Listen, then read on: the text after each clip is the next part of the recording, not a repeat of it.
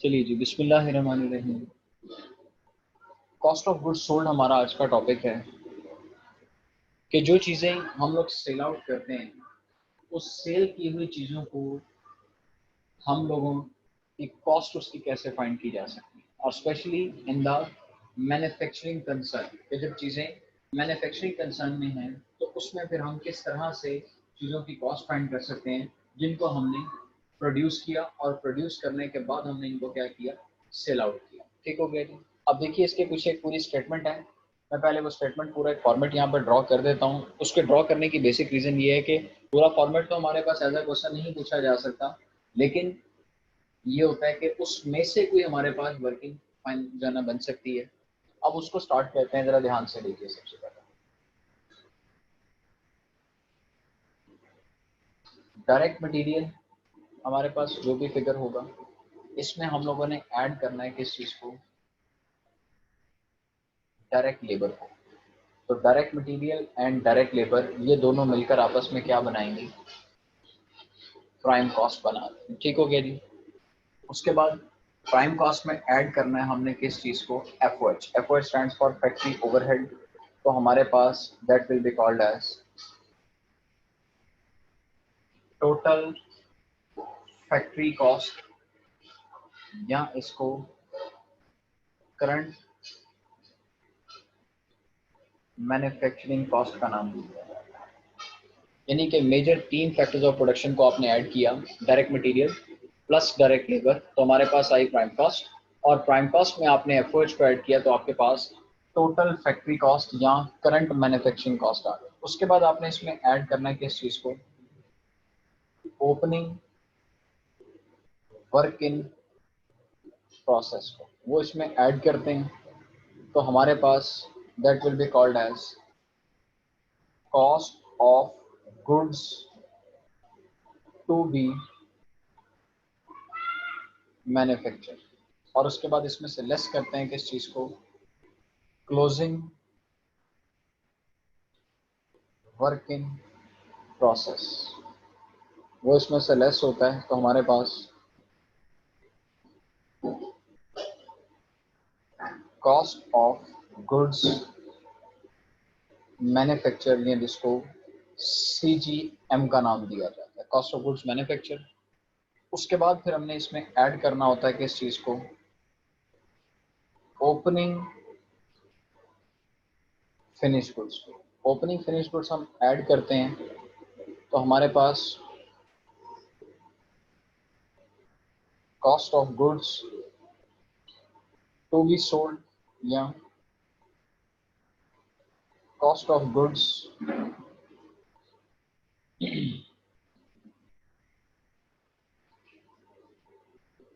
Available for sale. और इसमें minus करते हैं किस चीज़ को, क्लोजिंग फिनिश गुड्स को। तो फाइनली हमारे पास जो फॉर्मेट आता है that is called cost of goods sold. CGS का इसमें नाम आ जाता है हमारे पास। ठीक होगी जी बात। चलिए, CGS ये हमारे पास एक फॉर्मेट है CGS का जो हमने ड्रॉ किया है यहाँ पर। एक दफ़ा रिकैप ले लेता हूँ। स्टार्ट करते हैं, डायरेक्ट मटेरियल और डायरेक्ट लेबर दोनों को प्लस किया तो हमारे पास प्राइम कॉस्ट आ गई। प्राइम कॉस्ट में एफओएच को ऐड किया तो टोटल फैक्ट्री कॉस्ट, या इसको करंट मैन्युफैक्चरिंग कॉस्ट का नाम भी देते हैं। प्लस करते हैं ओपनिंग वर्किंग प्रोसेस को तो हमारे पास cost of goods to be manufacture आता है। लेस करते हैं क्लोजिंग फिनिश गुड्स को तो हमारे पास cost of closing working process को हमने लेस किया तो हमारे पास कॉस्ट ऑफ गुड्स मैन्युफैक्चर आ गया हमारे पास। ठीक हो गया जी, cost of goods manufacture CGM। फिर ओपनिंग फिनिश गुड्स को इसमें ऐड किया तो cost of goods to be sold या cost of goods available for sale आया। और लेस करते हैं किस चीज़ को, क्लोजिंग फिनिश गुड्स को, तो हमारे पास कॉस्ट ऑफ गुड्स सोल्ड यानी कि CGS आ गया हमारे पास। तो ये हमारे पास एक कंप्लीट फॉर्मेट है CGS का। लेकिन अब बात को जरा एक थोड़ा सा और डिटेल में जाता हूँ कि जो डायरेक्ट मटेरियल है बेसिकली ये आपने डायरेक्ट मटेरियल कंज्यूम्ड को फॉलो करना होता है। अब ये डायरेक्ट मटेरियल कंज्यूम की अगर हम वर्किंग की बात करते हैं तो ये क्या है, तो इसको हम किस तरह से फाइंड आउट कर सकते हैं। इसको अगर मैं ऑल ऊपर से स्टार्ट करता हूँ that is called opening material. और ओपनिंग मटेरियल में ऐड करता हूँ किस चीज़ को, परचेज ऑफ मटेरियल, और इसके साथ लिख रहा हूँ नेट, अगर कोई रिटर्न या कोई भी चीज़ है तो वो प्लस माइनस कर देंगे, तो हमारे पास आ जाएगा मटेरियल अवेलेबल, और मटेरियल अवेलेबल में से माइनस करना है किस चीज़ को, क्लोजिंग मटेरियल को, तो हमारे पास डायरेक्ट मटेरियल कंज्यूम्ड आ जाता है। क्लियर होगी बात जी। तो उसके बाद कंज्यूम को फिर हमने आगे फॉलो करना है, और ये हमारे पास एक कंप्लीट वर्किंग आती है इसमें कॉस्ट ऑफ गुड्स सोल्ड के रेफरेंस। अब यहाँ पर कल के लेक्चर के साथ एक चीज लिंक करूंगा कि बेसिकली ये जो आपने एफओएच यहाँ पर लेकर कैरी करना है, that will be called as FOH applied. अब अप्लाइड की बात अगर हम करते हैं तो ये क्या चीज है, बेसिकली हम लोगों ने एफओएच, ये जो स्टेटमेंट होती है ये प्रोडक्शन से पहले बनाई जाती है। ठीक है, प्रोडक्शन हमारी जब स्टार्ट होनी है तो उससे पहले हमने एक रफ स्केच अपना ड्रॉ कर लिया कि हमारे पास ये रफ स्केच होगा, या इसमें हमने ये प्रोसेस वर्किंग को जब स्टार्ट किया तो एफर्ट जो हमने इसमें अप्लाई किए, एक्चुअल एफर्ट जो हमेशा होते हैं वो तो प्रोडक्शन कंप्लीट होने के बाद हमारे सामने आते हैं कि हमने कितने एफर्ट्स एक्चुअल में इंकर किए हैं। लेकिन जो एफर्ट्स अप्लाइड की बात कर रहे हैं, हमने जब ये अपनी वर्किंग कैरी करनी है तो इसमें एफर्ट्स अप्लाइड कैरी करने हैं। अप्लाइड का मतलब होता है कि हम लोग अपने पास से एज्यूम कर रहे हैं एफर्ट्स। अब अपने पास से एज्यूम किस तरह से कर सकते हैं, ये कोई ऐसा फिगर नहीं जो हम लोगों ने टेंटेटिवली कोई भी एज्यूम कर लेना है। असल में हमने अपने पास एक्सपीरियंस की बेस के ऊपर एक एफर्ट्स के ऊपर वर्किंग की होती है, और एफर्ट्स के कुछ रेट्स अपने डिफाइन कर लिए होते हैं, और फिर उस रेट को यूज करते हुए हम लोग अप्लाइड एफर्ट्स कैलकुलेट कर सकते हैं। लाइक दैट मैं कहता हूँ कि आपने अपनी पास्ट एक्सपीरियंस को देखा, और पास्ट एक्सपीरियंस में आपने ये देखा कि आपकी जितनी लेबर लगी है आपका एफर्ट उससे हाफ लगता है। ये आपने पिछली 2-3 अपनी एक्टिविटीज में, पास्ट एक्टिविटीज में इस चीज को ऑब्जर्व किया, तो आपने फिर क्या किया कि वहां से एक रेट फाइंड आउट कर लिया कि every time effort will be the 50% of labour cost. तो अगर आप उसी रेट को आगे फॉलो करते हुए, तो जितनी आपकी लेबर पुटअप हुई आपने उस लेबर का 50% क्या ले लिया, एफर्ट्स कैरी किया। ये मैंने एक एग्जांपल लिया है, सिर्फ लेबर की बेस के ऊपर काम नहीं हो सकता, एफर्ट्स की मल्टीपल बेसिस हो सकती है। It will depend on the policy of the business, तो वो किस बेस को यूज करता है। इसकी मल्टीपल बेस हो सकती हैं। हम मटेरियल कॉस्ट को बेस बना सकते हैं, हम लेबर कॉस्ट को बेस बना सकते हैं, हम लोग प्राइम कॉस्ट को बेस बना सकते हैं, हम लोग लेबर ऑर्स को बेस बना सकते हैं, मशीन ऑर्स को बेस बना सकते हैं, और उसके साथ साथ हम लोग नंबर ऑफ यूनिट्स प्रोड्यूस को बेस बना सकते हैं। तो मल्टीपल बेसिस हमारे पास इसमें अवेलेबल हो सकती हैं। तो इन शॉर्ट हमने अप्लाइड एफर्ट्स के साथ अपना काम कैरी किया, but this is not hard and fast कि जो हमने अप्लाई किया वो हमेशा एग्जैक्ट वैसा ही होगा। ठीक हो गया, this is not hard and fast कि हमने जितना अप्लाई किया हमेशा उतना ही फिगर आएगा। मे बी पॉसिबल उसमें ज्यादा या कमी के चांसेस होते हैं, लेकिन हम करते क्या है कि जब हमारी प्रोडक्शन कंप्लीट हो जाती है तो फिर हम लोग अपने इस अप्लाइड एफर्ट्स को, ये जो हम अप्लाइड एफर्ट्स कैरी कर सकते हैं, इसको अपने एक्चुअल एफर्ट्स के साथ कंपेयर करते हैं। ठीक हो गया कि हमने अप्लाई क्या किया था और हमारे एक्चुअल कितने हैं, और इनको आपस में कंपेयर करने के बाद फिर यहाँ से एक टर्म यूज की जाती है under and over applied efforts का फिगर हम लोग यहाँ से फाइंड आउट करते हैं। लाइक मैं कहता हूँ जी, आपने अप्लाई किए, सपोज करते हैं कि जी आपने 80,000 के एफर्ट्स अप्लाई किए थे, according to your past experience आपके इस बार 80,000 के एफर्ट्स लगने चाहिए थे, लेकिन आपके एक्चुअल में एफर्ट्स लगे कितने, सपोज करते हैं जी 83,000। अब अगर इस वर्किंग को अगर आप गौर से देखें तो इसका मतलब आपने जो अप्लाई किए थे वो कम अप्लाई किए थे, तो this situation is called 3,000 under applied. ठीक हो गया, आपने क्या किए, अंडर अप्लाइड किए। तो फिर अंडर अप्लाइड का आपने इफेक्ट यहाँ पर क्या लेना होता है कि आपने प्लस कर देना होता है किस चीज को, अंडर अप्लाइड को। ठीक है, अंडर अप्लाइड एफर्ट जो थे वो जितने से अंडर अप्लाइड थे उससे आपने इसको क्या किया, प्लस किया, और प्लस करने के बाद जो आपके पास आंसर आया that is called cost of goods sold, that is cost of goods sold. लेकिन ये आपके पास एट एक्चुअल आई है, cost of goods sold CGS, ये आपके पास कौन सी है, एट नॉर्मल, और ये आपके पास कौन सी है, एट एक्चुअल की आपने बात। क्लियर होगी बात। तो अंडर अप्लाइड को आपने इसमें क्या किया, प्लस कर दिया।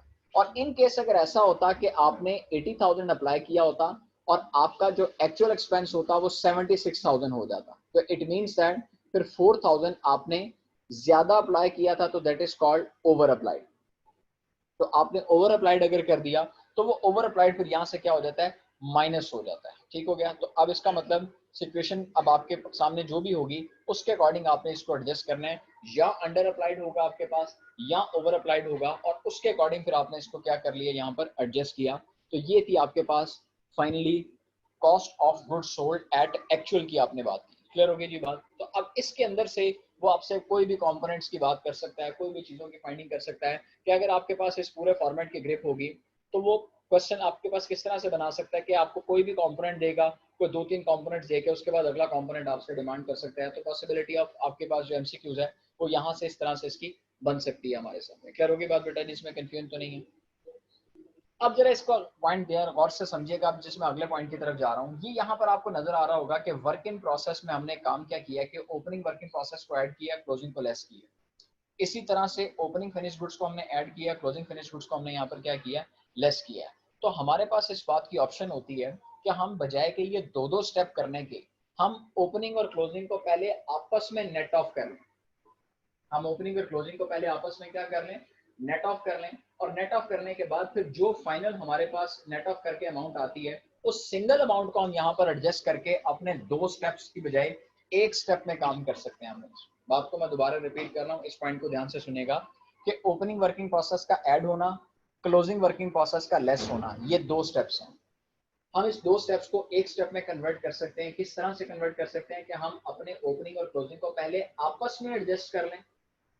एडजस्ट करने का मतलब है आपस में लेस प्लस करके वहां से एक फिगर निकाल लें और एक फिगर को हम लोग फिर अपनी सीजीएस के अंदर क्या कर सकते हैं, एडजस्ट कर सकते हैं। जब हम आपस में एडजस्ट करेंगे तो या तो वो हमारे पास क्या आएगा, इंक्रीज बाय आएगा, या उस टर्म को हम क्या बोलते होते हैं, डिक्रीज बाय आएगा।